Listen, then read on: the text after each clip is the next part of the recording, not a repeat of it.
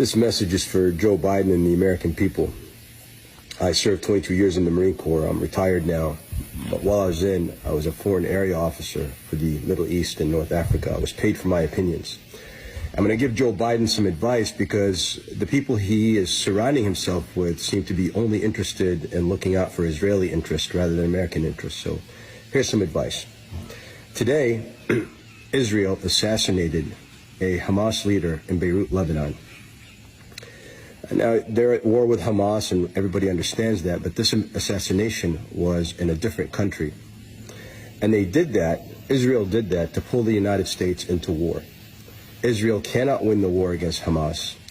It wants to drag Hezbollah into a wider regional conflict. And it knows that the only way it might have a chance is to bring American troops in. And I'm telling you, you don't want to do that. They pulled us into an unnecessary war in Iraq where friends and brothers died, and they're looking to do the same thing now. Now, why did they assassinate this guy in Beirut? He wasn't that senior. I mean, Ismail Haniyeh is in Qatar. They know exactly where he is. He's the most senior leader in Hamas. They could have assassinated him, but they know Qatar is not going to war with them over an assassination. They also have, Hamas also has leaders in Egypt, but they also know that Egypt is not going to war with them. They assassinated this senior level official in Hamas, in Beirut, so that they can elicit a response from Hezbollah, which will turn the current attacks on Gaza into a wider regional conflict, which will draw the United States into this war.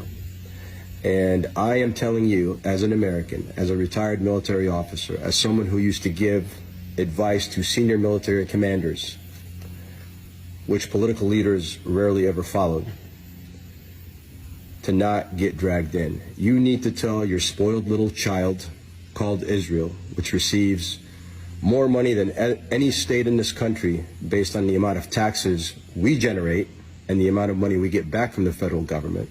You need to tell your little spoiled child who cannot follow any rules or laws, who spies on us, who has killed Americans, who does whatever it wants, regardless of what you want, to stop this war and stop the stupidity.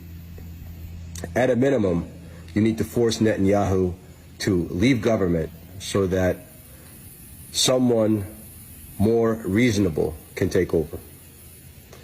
Joe Biden, you will not get elected again if you don't start taking some actions. You are being called Genocide Joe, not by just Republicans, but Democrats as well, because you've surrounded yourself with Zionists working for the interests of a foreign nation.